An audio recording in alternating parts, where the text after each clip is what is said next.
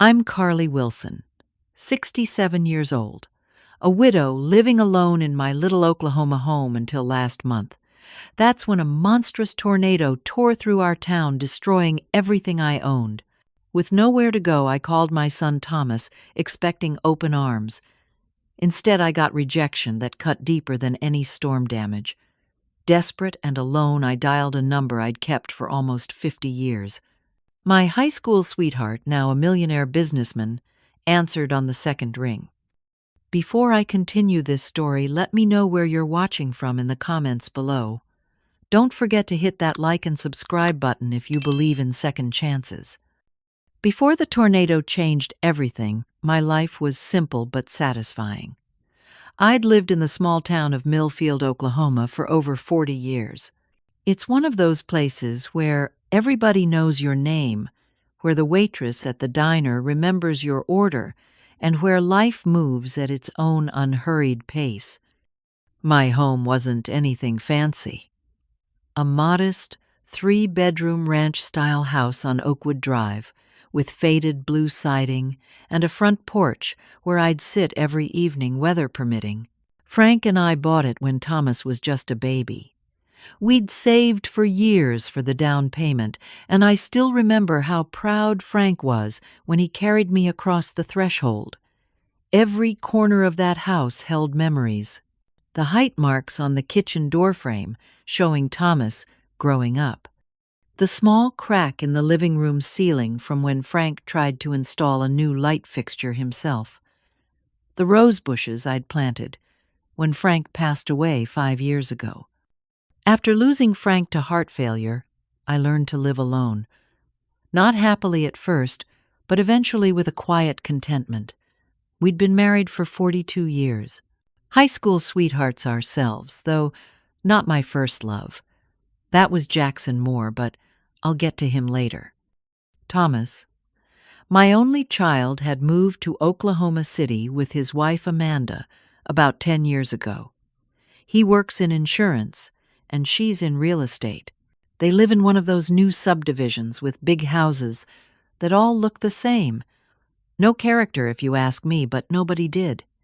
They have no children. Amanda always said her career came first, and Thomas never pushed the issue. In the beginning, they'd visit every other weekend. Then it became once a month. By the time the tornado hit, I was lucky to see them once every 3 months. Our relationship had cooled over the years, especially after Amanda came into the picture. She was always polite enough to my face, but I could feel her impatience whenever they visited. The way she checked her watch, the way she steered conversations toward when they'd be heading back to the city. I filled my days with routines. Monday and Wednesday mornings at the library helping Mrs. Patterson catalog books. Tuesday and Thursday tending to my garden, which was the envy of the neighborhood if I do say so myself. Fridays at the senior center for lunch, and sometimes bingo. Sundays at First Baptist Church, where I'd attended since moving to town. And through it all, sometimes when the house was quiet and the memories too loud, I'd think about Jackson Moore, my first real love. We met in sophomore year of high school when his family moved to town. He sat behind me in English class and would tug on my ponytail when he wanted my attention. By junior year, we were inseparable. He was handsome in that unpolished teenage boy way, with dark hair that fell into his eyes and a smile that made my heart race. We had it all planned out. After graduation, we'd go to college together. He'd study business, I'd become a teacher. We'd get married, have 4 children, 2 boys and 2 girls. We even had their names picked out. Young love is ambitious that way. But the summer after graduation, his father got a job offer in Chicago they couldn't refuse. This was before cell phones and social media. We promised to write, to visit, to wait for each other. And we did for a while. But distance and time are powerful forces. Letters became less frequent, visits more difficult to arrange. By the end of my freshman year of college, our communication had dwindled to birthday and Christmas cards. That's when I met Frank. Kind, steady, reliable Frank. He wasn't as exciting as Jackson didn't make my heart race the same way, but he was there. He loved me openly and without complication. We married after college graduation, and Thomas came along a year later. I had a good marriage, a good life, but sometimes in quiet moments, I'd wonder about Jackson. What became of him, of the dreams we'd shared? I'd kept track of him loosely through mutual friends. Knew he'd become successful in business, had married and divorced, had no children. But our paths never crossed again, until the tornado. The week before it hit, there had been warnings about severe weather systems developing. But in Oklahoma, such warnings are common enough that many of us had become complacent. I'd lived through tornado seasons for decades without direct impact. The Weather Channel kept showing the storm systems, and the local radio advised having emergency kits ready. I checked my flashlights and batteries, made sure I had canned food and water, standard preparations that had always been sufficient before. I never imagined that this time would be different. Never thought that in a matter of minutes everything I owned would be gone. That the home where I'd raised my son, loved my husband, and built my life would be reduced to splinters and debris. That I would find myself homeless at 67. The day the tornado hit started like any other. I woke up at 6:30, made a pot of coffee, and sat at my kitchen table doing the crossword puzzle from the newspaper. Outside, the sky had an unusual yellowish tint, but I didn't think much of it. Oklahoma skies can be temperamental. By mid-morning, the local radio station interrupted their regular programming with weather alerts. A severe storm system was moving through the area, with potential for tornado development. I'd heard similar warnings dozens of times before, so I just continued with my laundry, half listening to the updates. Around noon, the sky darkened dramatically.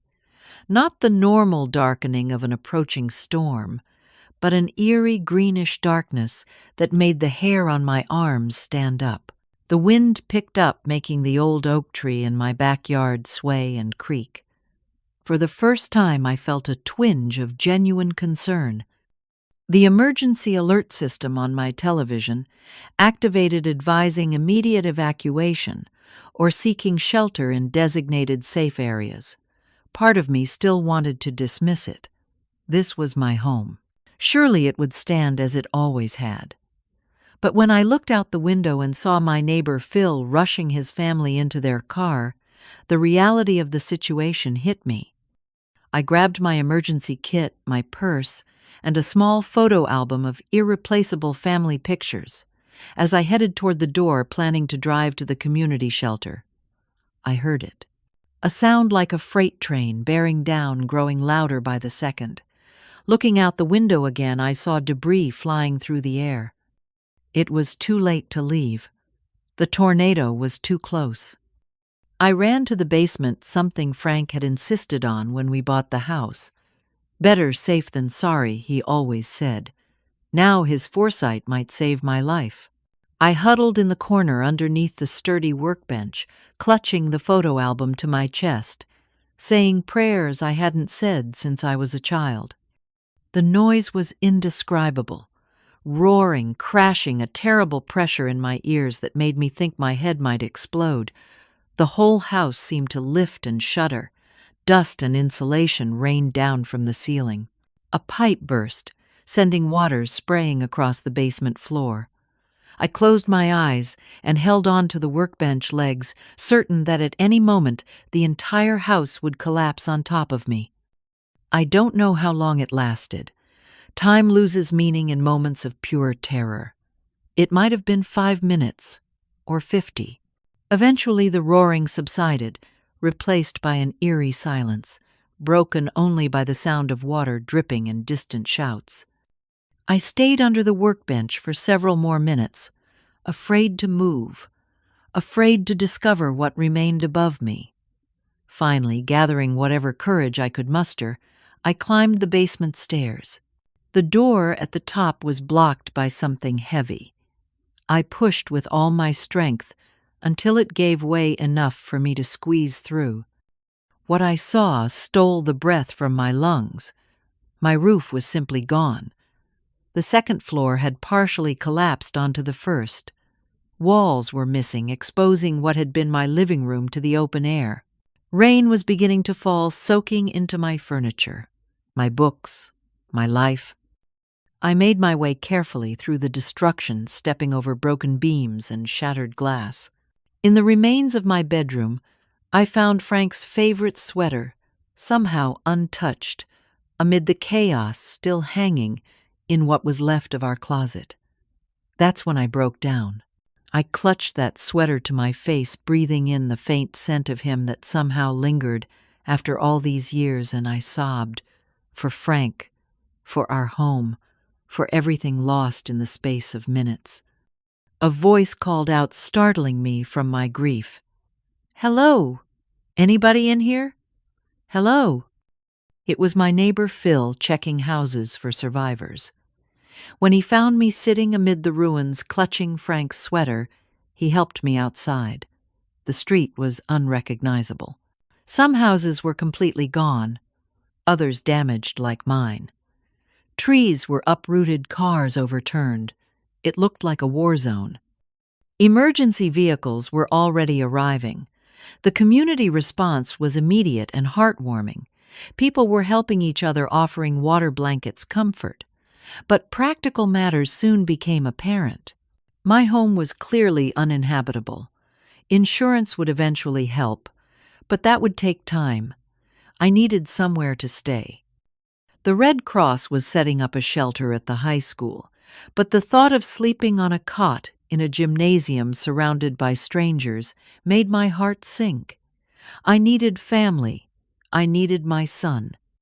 With shaking hands, I pulled out my cell phone, miraculously still in my purse and working. I dialed Thomas's number, watching as people picked through the remains of their homes, salvaging what they could. "Mom," he answered, sounding surprised. I rarely called him during work hours. "Everything okay?" And I told him everything that wasn't okay. About the tornado, the destruction, my homelessness. About needing a place to stay while I sorted things out with insurance and contractors. "Of course," he said, though there was a hesitation in his voice that I chose to ignore. "Of course you can come stay with us, for a little while at least, until you figure things out." It wasn't the enthusiastic welcome I'd hoped for, but it was enough. I thanked him, disconnected the call, and began the process of salvaging what I could from my ruined home. With help from Phil and other neighbors, I managed to recover a suitcase worth of clothes, some still damp from the rain that followed the tornado. My photo albums were mostly ruined pages stuck together, images blurred beyond recognition. I found my jewelry box in what remained of my bedroom, the contents mostly intact, including my wedding ring from Frank and my mother's pearl necklace. Everything else was either destroyed or would have to wait for professional salvage teams. My car parked in the garage had survived with only minor damage from falling debris. After giving my contact information to emergency management personnel and signing some forms, I was cleared to leave. I promised neighbors I'd be back soon to deal with the property, then loaded my meager salvaged belongings into the trunk of my 10-year-old Toyota and began the hour-and-a-half drive to Oklahoma City. As I drove, memories flooded back, bringing newborn Thomas home from the hospital, teaching him to ride his bike on our quiet street, his high school graduation, his wedding to Amanda, where Frank gave such a beautiful toast that there wasn't a dry eye in the room. All those memories now attached to a pile of broken wood and shattered glass.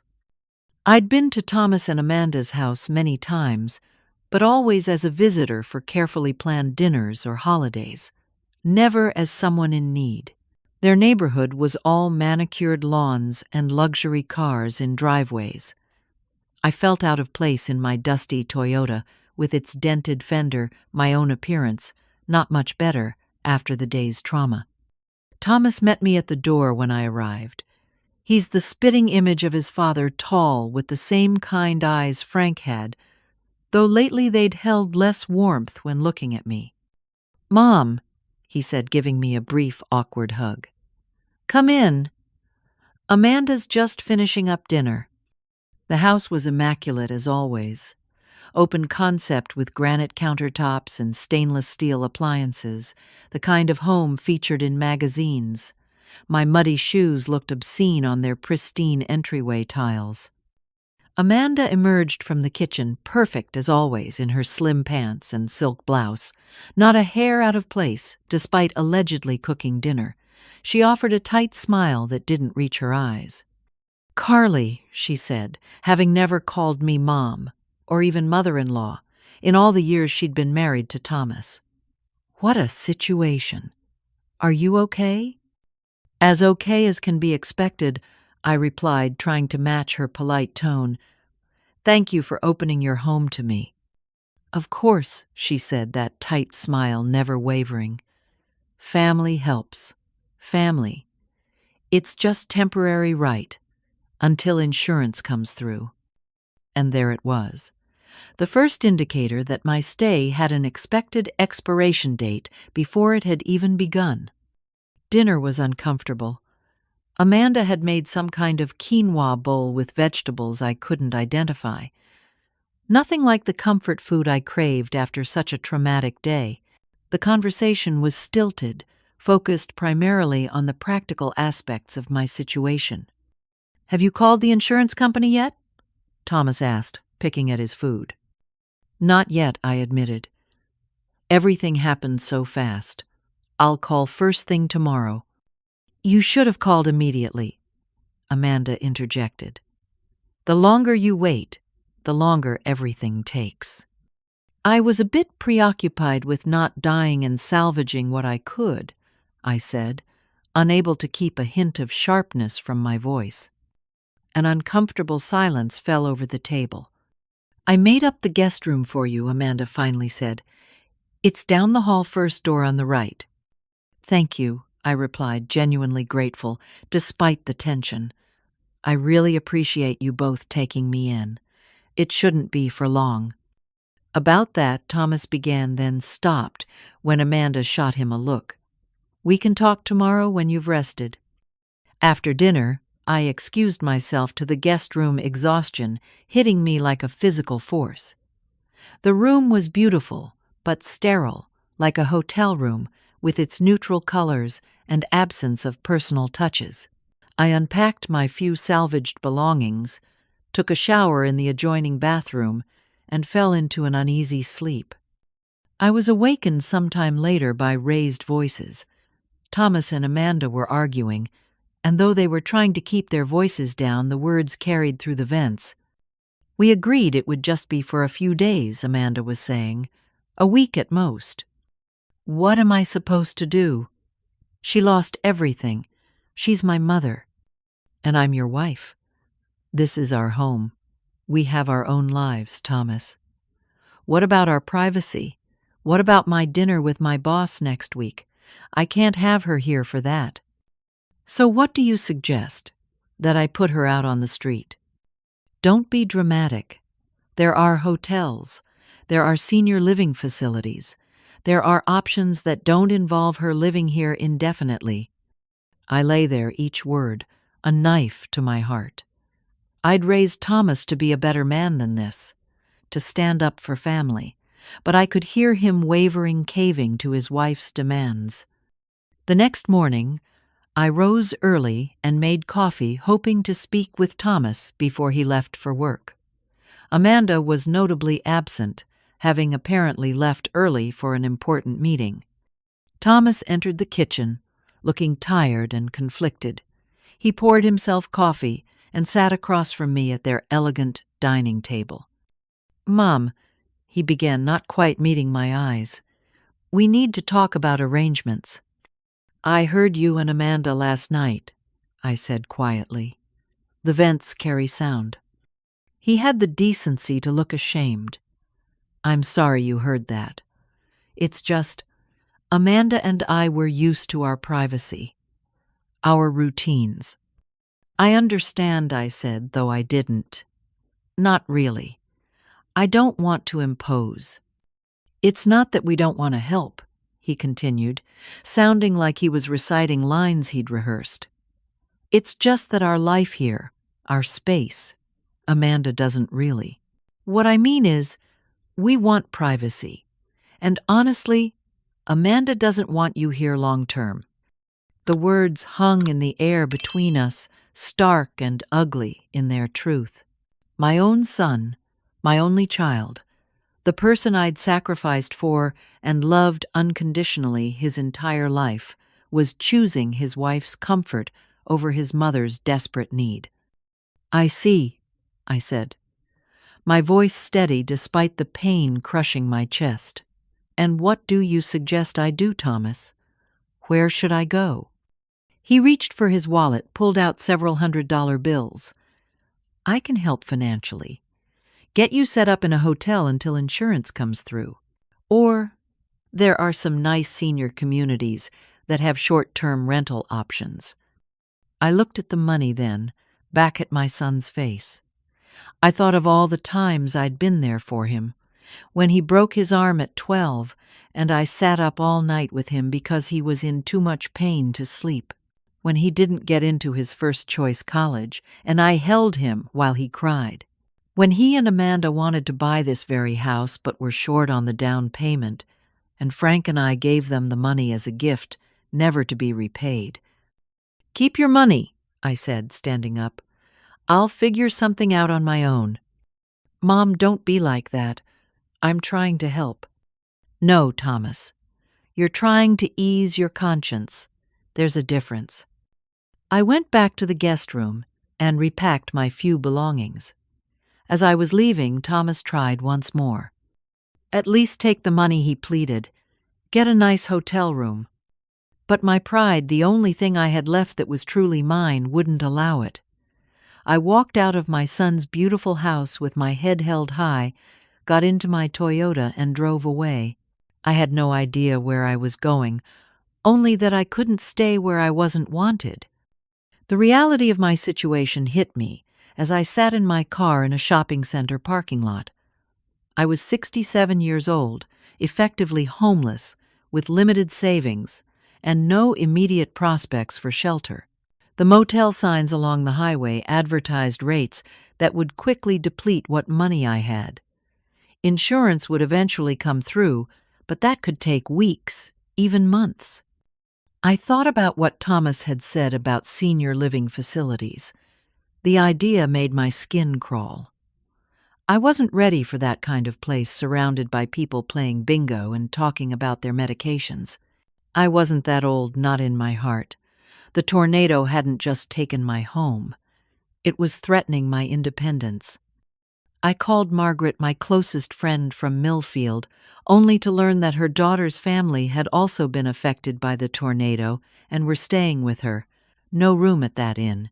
My other friends were either in similar situations or lived in small apartments that couldn't accommodate a guest for more than a night or two. As the afternoon wore on, I resigned myself to a motel. I found one that looked reasonably clean and wasn't too expensive, paid for 3 nights up front, and carried my suitcase into a room that smelled of industrial cleaner and old cigarettes. Sitting on the edge of the sagging mattress, I felt more alone than I had since Frank died.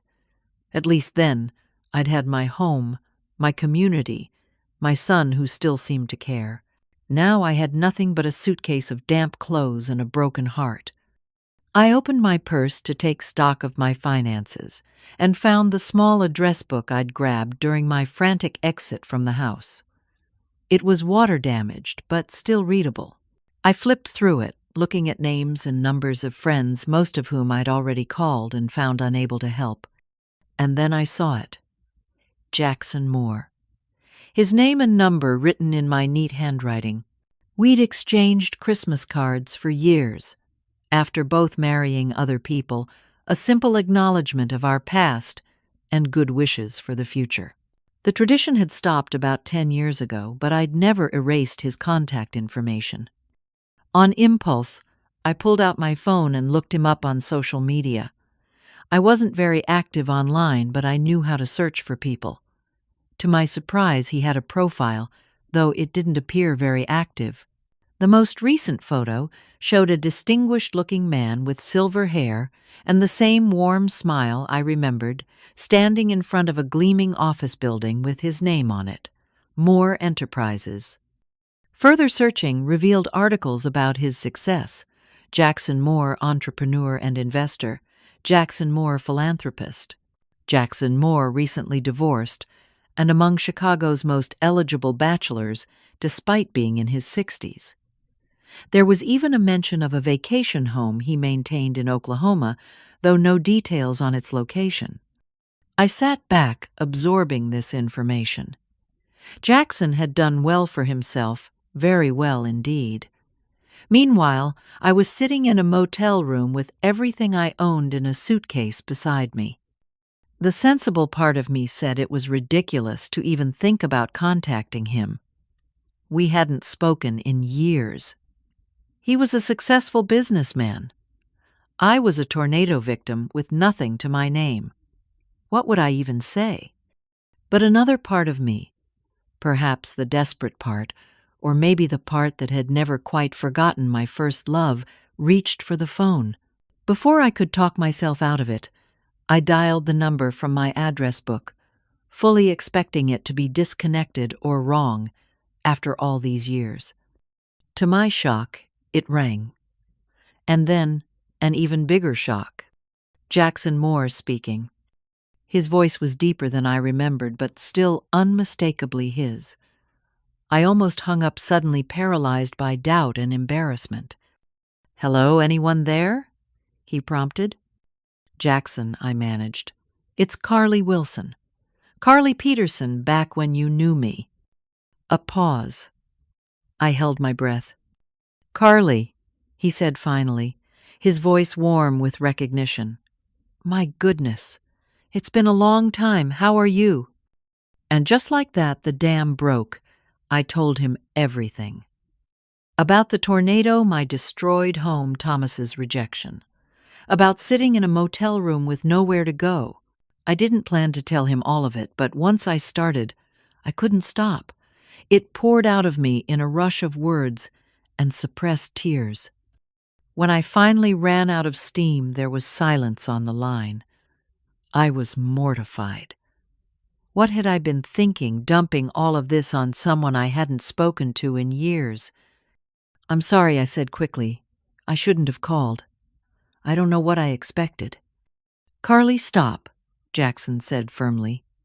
"Don't apologize. I'm glad you called. More than glad." "You are?" "Yes. And I want to help. Where exactly are you staying?" I told him the name and location of the motel, still not quite believing this conversation was happening. "I can be there tomorrow morning," he said decisively. "I have meetings. I can't reschedule today, but I'll fly down first thing tomorrow." "Fly down," I repeated, stunned. "Jackson, you don't need to do that. I wasn't calling for. I didn't expect." "I know you didn't. That's one of the things I always loved about you, Carly. You never expected anything from anyone, but sometimes people want to give anyway. Will you be okay until tomorrow?" "Yes," I said, a strange feeling washing over me. Something between disbelief and hope. "Yes, I'll be fine." "Good. I'll see you tomorrow. And Carly, I'm really glad you called.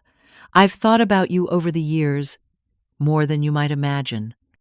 After we disconnected, I sat staring at the phone in my hand, wondering if I'd imagined the entire conversation. Jackson Moore was flying to Oklahoma to help me.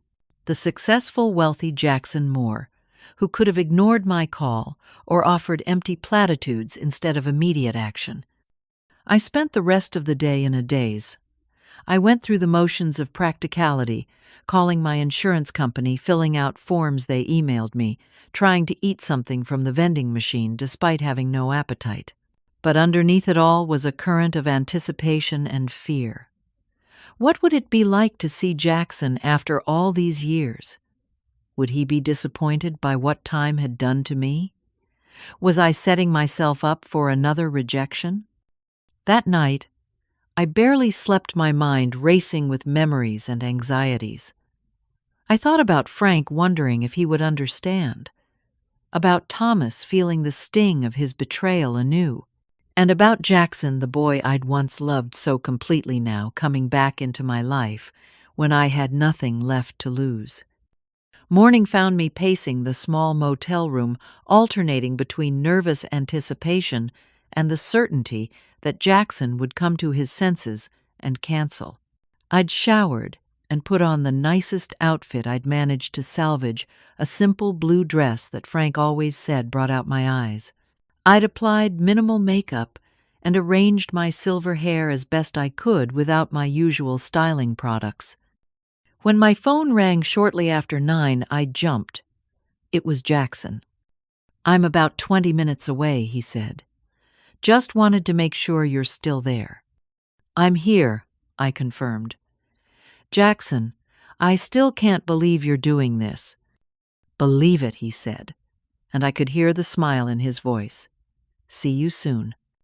Those 20 minutes were among the longest of my life. I checked my appearance in the mirror a dozen times, rehearsed what I might say, and tried to calm my racing heart.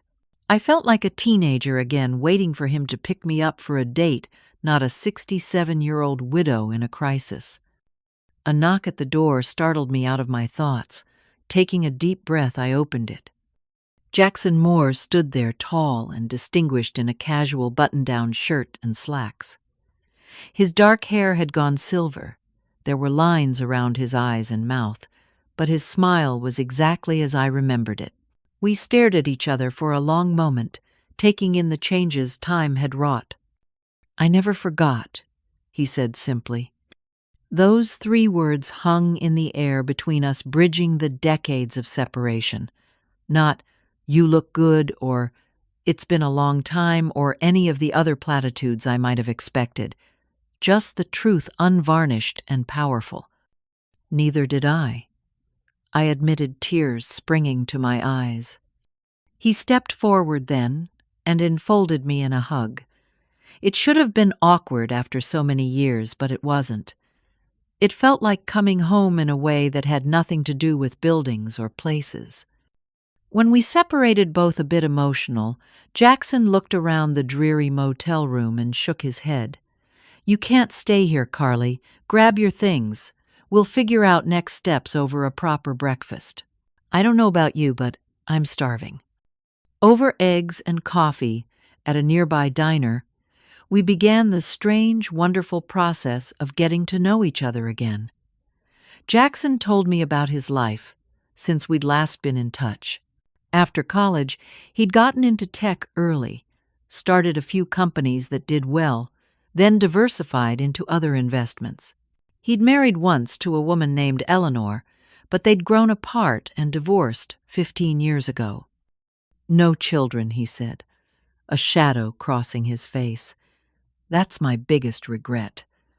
Eleanor wasn't interested, and by the time I realized how much it mattered to me, it was too late." I told him about my life with Frank, about Thomas growing up, about the contentment I'd found in my simple life in Millfield, and about the pain of Thomas's rejection still fresh and raw. "Kids can disappoint you," Jackson said gently, "even when you've done everything right as a parent. Sometimes they just make choices we don't understand."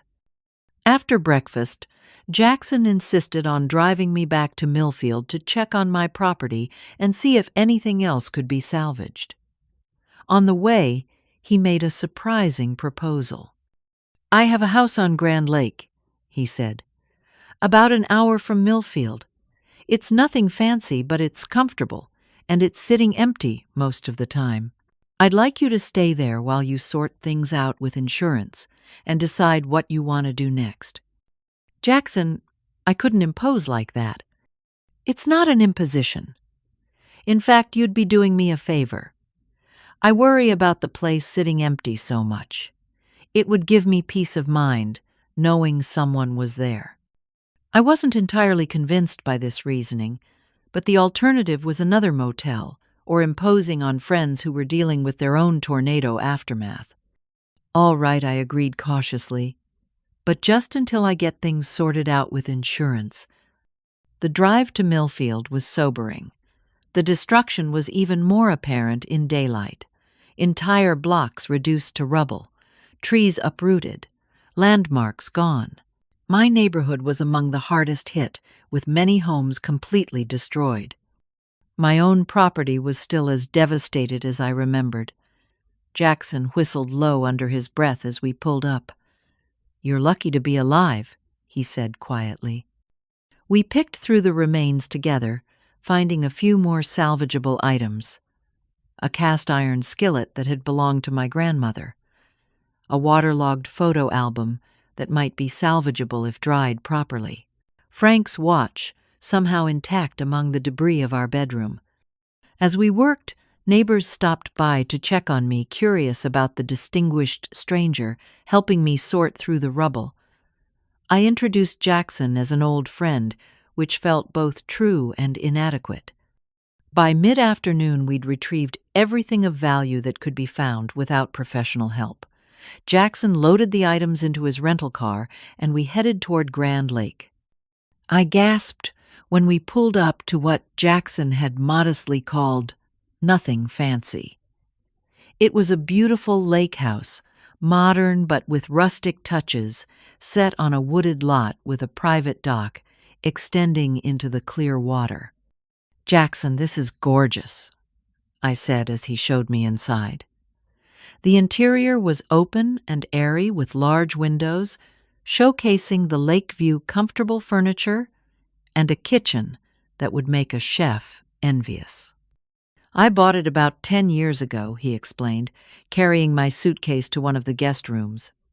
"I always loved Oklahoma despite everything, or maybe because of it.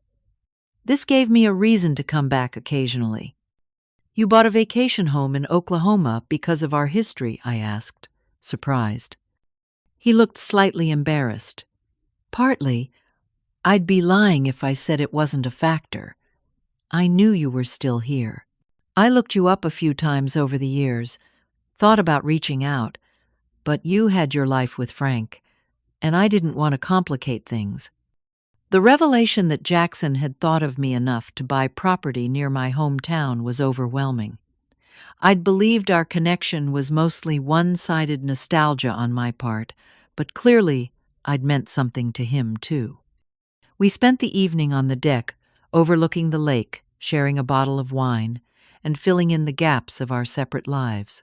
It was surreal but comfortable, as if the decades apart had compressed into something manageable, a pause rather than an ending. As night fell, and exhaustion caught up with me, Jackson showed me to the guest room he'd prepared. "I'll be heading to the hotel in Grove for the night," he said. "I've left my number on the kitchen counter and the fridge is fully stocked. Make yourself at home, Carly. Truly." "You're not staying?" I asked, then blushed at how that might sound. "I think it's better if I don't," he said gently. "Not because I don't want to, but because I respect you too much to rush anything. We have time now if you want it." After he left, I sat on the edge of the comfortable bed, overwhelmed by the day's events. 24 hours ago, I'd been at rock bottom, rejected by my son, and facing a bleak, uncertain future. Now I was in a beautiful lake house, courtesy of a man I'd once loved with my whole heart, who had dropped everything to help me when I called. It felt like a dream too good to be true. But as I drifted off to sleep that night for the first time since the tornado, I felt something like hope taking root alongside the grief and pain. Not just for my immediate circumstances, but for possibilities I'd thought long past. The next few days fell into a surprisingly comfortable rhythm. Jackson came by each morning, always calling first to announce his arrival, never presuming or pushing boundaries. Together we tackled the mountain of insurance paperwork. his business experience proving invaluable in navigating the complex claims process. He knew which questions to ask, which details to emphasize, how to advocate for the full value of what I'd lost. "They're counting on you being overwhelmed and accepting less than you deserve," he explained, as we sat at the dining table surrounded by forms. "It's unfortunate but true. You have to be persistent." When he wasn't helping me with practical matters, Jackson gave me space to process my grief. Sometimes I would sit on the dock for hours, staring at the water, mourning not just my lost home but the relationship with my son that had revealed itself to be so conditional. Jackson seemed to understand instinctively when I needed company and when I needed solitude. A week after I'd moved into the lake house, my insurance adjuster called with preliminary approval for a substantial claim payment. It wasn't everything I'd hoped for, but it was enough to begin thinking about next steps. "Have you decided whether you want to rebuild?" Jackson asked that evening as we prepared dinner together, moving around the kitchen with an ease that belied our years apart. "I'm not sure," I admitted. "The idea of going back to an empty lot and starting from scratch is daunting, and without Frank, it wouldn't be the same home anyway." Before Jackson could respond, my phone rang. It was Thomas. I hesitated before answering. "It's my son," I told Jackson. "I should take this." Jackson nodded and discreetly moved out to the deck, giving me privacy. "Hello, Thomas," I said, keeping my voice neutral. "Mom?" he replied, sounding surprised. I'd answered, "How are you? Where are you staying?" I gave him a brief overview of my situation, without mentioning Jackson by name, just saying a friend had offered their lake house. "A lake house?" Thomas sounded skeptical. "What friend has a lake house?" "I do have friends, Thomas," I said, unable to keep the edge from my voice. "Friends who don't put conditions on their support." He had the grace to sound ashamed. "Mom, about what happened. I'm sorry. Amanda and we were just caught off guard. We weren't prepared for a long-term guest. I'm your mother, Thomas, not a guest, and I needed you." "I know. We've been talking about it, and we'd like to make it up to you. Maybe you could come for dinner tomorrow. See where we go from there."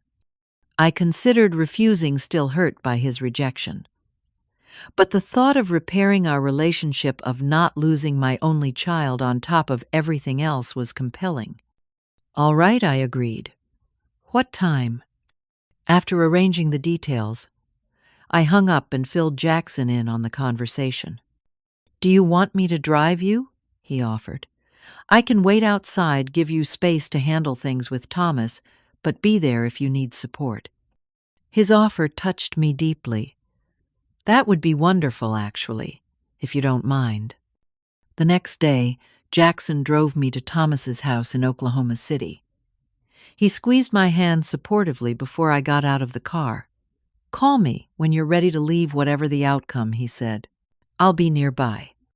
Thomas answered the door, looking nervous. "Mom, come in. Amanda's just finishing up in the kitchen."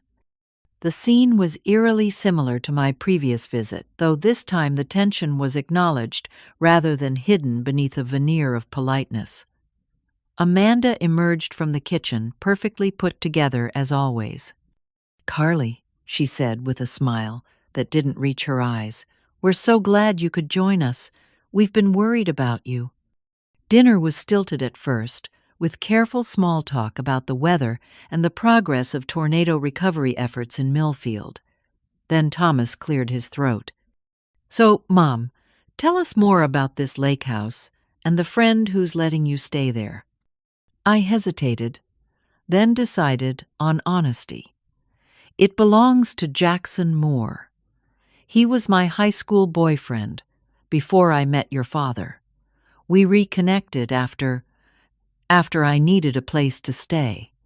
Thomas's eyes widened. "Jackson Moore, the Jackson Moore of Moore Enterprises. How do you know someone like that? The implication stung. Someone like that. As if I couldn't possibly have a connection to someone successful and wealthy. As if I existed only as Thomas's mother, not as a woman with her own history and relationships. Like I said, we dated in high school, first love and all that. He's been very kind. Amanda perked up visibly at the mention of Moore Enterprises. Jackson Moore is one of the wealthiest men in the Midwest. She said, her tone completely changed. His company is valued at billions, and he's letting you stay at his lake house. Just like that. Yes, Amanda, just like that. Some people help others without calculating what's in it for them. The barb hit its mark. Amanda flushed and exchanged a look with Thomas. "Mom, that's not fair," Thomas began. "Our situation is different. We have careers, commitments." "And I raised you to believe that family comes first," I interrupted. "That we show up for each other in times of need. Your father would be disappointed by how quickly you turned me away." The mention of Frank silenced him. Amanda, however, was more interested in my connection to Jackson. "So, are you too?" "Involved?" Now she asked, trying to sound casual, but unable to hide her calculating interest. "That's really not your concern," I replied, "but since you're so interested in my personal life, suddenly Jackson and I are reconnecting as friends. He's been an incredible support during this difficult time." Just then, the doorbell rang. Thomas went to answer it, returning with a surprised expression, and Jackson at his side. "Sorry to interrupt," Jackson said smoothly, "but it's getting late and I wanted to make sure Carly had a ride back whenever she's ready." He extended his hand to Thomas. "Jackson Moore. You must be Thomas. I've heard a lot about you." Thomas shook his hand, clearly flustered. "Mr. Moore, it's an honor. I had no idea you and my mother were friends." "Oh, it goes back much further than that," Jackson said with a warm smile in my direction. "Your mother and I have quite a history." Amanda practically tripped over herself, offering Jackson a drink, a seat, anything he might want. The transformation was remarkable and would have been comical if it weren't so transparent. "Actually," I said, rising from my chair, "I think I'm ready to go. This has been illuminating." "But we haven't even had dessert," Amanda protested, looking frantically between me and Jackson. "I'm afraid I've lost my appetite," I replied. Jackson placed a protective hand at the small of my back as we moved toward the door, a gesture that wasn't lost on Thomas or Amanda. "Mom, wait," Thomas said, following us.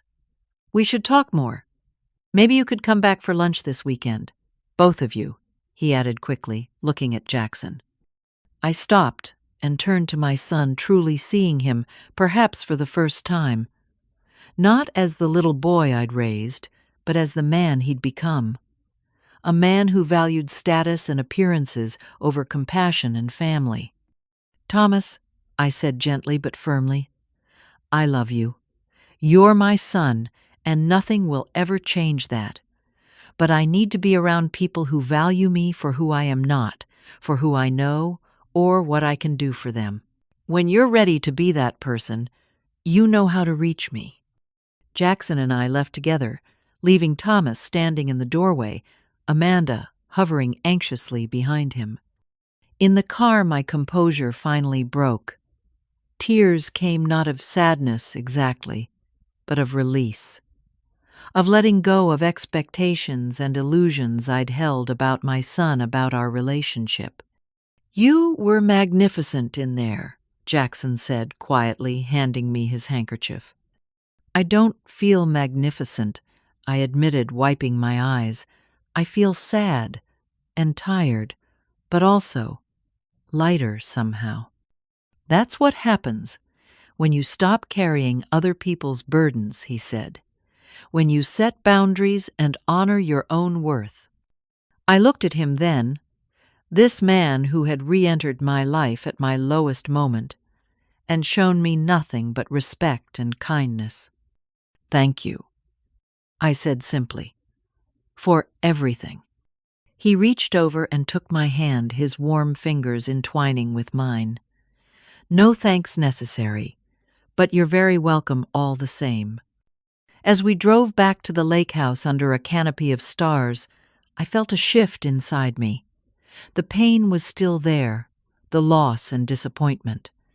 But alongside it was something new and fragile, a sense of possibility, of doors opening rather than closing, of a new chapter, beginning unexpected, but perhaps exactly what I needed.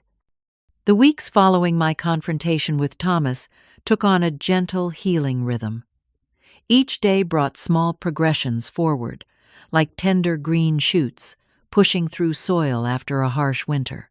Jackson and I fell into a comfortable routine, sharing morning coffee, on the deck tackling practical matters during the day, and enjoying quiet evenings by the lake. Insurance matters were slowly resolving. The settlement check arrived substantial enough to give me options. Jackson never pushed for any particular decision, instead helping me explore possibilities without imposing his own preferences. "It's your life, Carly," he said one evening as we discussed whether I should rebuild in Millfield. "Whatever you choose, I just want you to be happy." The care he took with my autonomy was healing in its own way, a sharp contrast to how Thomas and Amanda had treated me. Jackson respected my agency, valued my opinions, and seemed to genuinely enjoy my company. Our relationship evolved, naturally built on both our shared history and our present connection. 1 month after the tornado, Jackson surprised me with a proposition over dinner at the lake house. "I've been thinking about investing in a small business," he said casually. "Specifically, a bookstore in Grove. The current owner is retiring, and it's a charming place with loyal customers." "That sounds nice," I replied, not sure where he was going with this. "The thing is, I know nothing about running a bookstore. But you worked at the library for years. You know books, you know people. I was wondering if you might be interested in a partnership. My investment, your expertise." I stared at him, processing what he was suggesting. "Jackson, are you offering me a job?" "No," he said firmly. "I'm offering you a business, a purpose, something that would be yours as much as mine. I'd be a silent partner if that's what you prefer." The offer stunned me. After feeling so adrift, the idea of having a purpose again, a place to belong, was overwhelming. "You don't have to decide right away," he added, seeing my emotional reaction. "Just think about it." 2 days later, we visited the bookstore together. It was indeed charming, with worn wooden floors, tall shelves, and cozy reading nooks. The owner, a woman in her 70s named Martha, showed us around with obvious pride. "I've built this place up over 20 years, she told us. "I want it to go to someone who'll love it like I do, not turn it into something else." As we toured the space, I could envision it clearly: book clubs, gathering in the corner with the comfortable chairs, children sprawled on the rug for story time, quiet readers browsing on rainy afternoons, a community, a future. "I'll do it," I told Jackson on the drive back to the lake house, "if you're serious about the partnership." His smile was answer enough. The same day we formalized our agreement to buy the bookstore, I received a text from Thomas asking if we could talk. After consulting with Jackson, who encouraged me to keep the door open while maintaining my boundaries, I agreed to meet Thomas for lunch the following week. We met at a neutral location, a cafe halfway between Oklahoma City and the lake house. Thomas was already there when I arrived, looking nervous and a bit haggard. "Thanks for meeting me, Mom," he said, as I sat down across from him. "Of course," I replied. keeping my tone even. "How are you?" "Honestly, not great." He ran a hand through his hair, a gesture that reminded me painfully of Frank. "Amanda and we're having problems. Have been for a while, actually." I listened as Thomas explained that my situation had brought existing tensions in his marriage to the surface. Amanda's materialistic values, which he'd overlooked or even embraced for years, suddenly seemed shallow in contrast to the genuine care Jackson had shown me. "The way he just showed up for you, no questions asked," Thomas said, shaking his head. "It made me realize how far I've strayed from the values you and Dad raised me with." "Thomas," I said gently, "I didn't agree to meet so you could beat yourself up. We all make mistakes. But I hurt you, Mom, when you needed me most." "Yes," I acknowledged. "You did. And that can't be undone. But we can move forward differently if you're willing." "I am," he said earnestly. "I want to be better. For you, for myself. I'm even considering counseling, with or without Amanda." It wasn't a full reconciliation, but it was a beginning. We agreed to regular lunch dates, a chance to rebuild our relationship slowly on new terms. I was clear that I wasn't ready to spend time with Amanda yet, and Thomas accepted that boundary without argument. As summer turned to fall, my new life took shape. Jackson and I completed the purchase of the bookstore, now renamed New Chapter Books. I spent most weekdays there, gradually putting my own stamp on the place while honoring Martha's legacy. Jackson helped with the business aspects, but true to his word left the day-to-day operations to me. Our personal relationship deepened as well. We moved slowly, respectful of our pasts and the lives we'd lived separately. I still maintained the guest room at the lake house, though increasingly we found ourselves falling asleep together on the couch, after long conversations, comfortable in each other's presence in a way that felt both new and familiar. One crisp October day, nearly 6 months after the tornado, I visited Frank's grave for the first time since the disaster. Jackson offered to come with me, but this was something I needed to do alone. The cemetery had been spared, the tornado's wrath, and Frank's headstone stood solid and unchanged amid the autumn leaves. I laid a small bouquet against it and sat on the bench nearby. "I miss you, Frank," I said aloud, feeling only slightly foolish talking to a headstone. "I think I always will. You gave me a good life, a beautiful son, so many happy years." The wind rustled the trees gently as if in response. "Jackson's back in my life now," I continued. "I think you'd like him, actually. You're different men, but similar in the ways that matter. Kind, honorable. He makes me happy, Frank."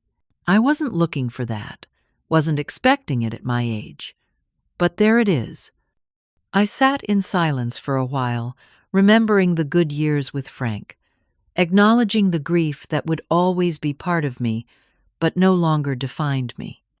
"I think you'd want me to be happy," I said finally, "to live fully for whatever time I have left, so that's what I'm going to do." As I walked back to my car, I felt a profound sense of peace. Not closure exactly. I didn't believe in such neat endings to decades-long relationships, but a kind of acceptance and permission to move forward. The 1-year anniversary of the tornado arrived with much less fanfare than I might have expected. The town of Millfield was largely rebuilt, though, with changes that made it both familiar and strange. My old lot had been sold to a young family who were building a modern home there. I'd decided, after much consideration, not to rebuild. That chapter of my life had ended painful as it was to accept. Instead, I'd used the insurance money to buy a small cottage near the bookstore, a place of my own that honored my need for independence, even as Jackson and I grew closer. He understood this need intuitively, never pushing for a conventional arrangement, respecting that at our age, with our history, we were writing our own rules. Thomas and I continued our careful reconciliation. He'd moved out of the house he shared with Amanda, their marriage unable to survive, his reevaluation of his priorities. He was renting an apartment, seeing a therapist, and slowly becoming the man I'd always hoped he'd be. Our weekly lunches had become a cherished ritual for both of us.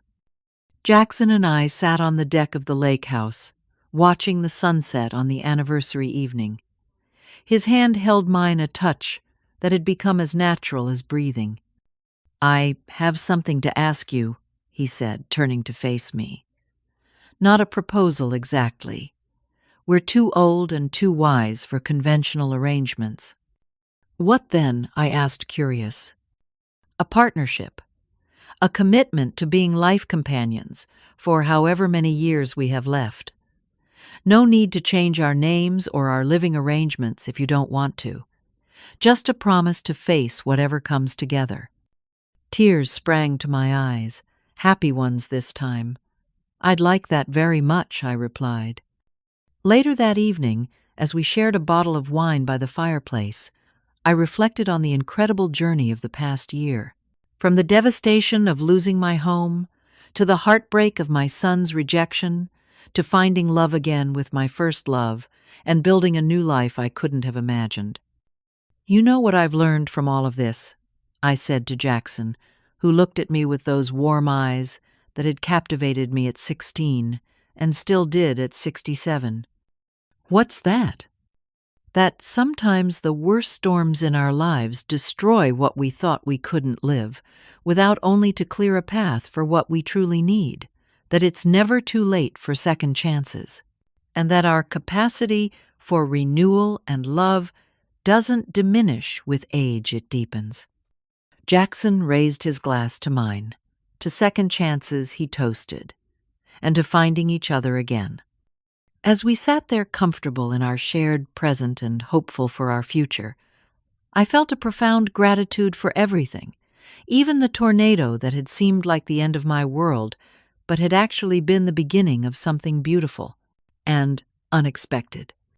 Life doesn't always give us what we want, but sometimes, if we're brave enough to keep our hearts open, it gives us what we need when we least expect it. I'd love to hear your stories of second chances or unexpected blessings that came from difficult times. Leave a comment below, and don't forget to like and subscribe if this story touched your heart. Share with someone who might need a reminder that it's never too late for a new beginning. Thank you for listening to my journey, and remember, sometimes the most beautiful rainbows come after the most devastating storms.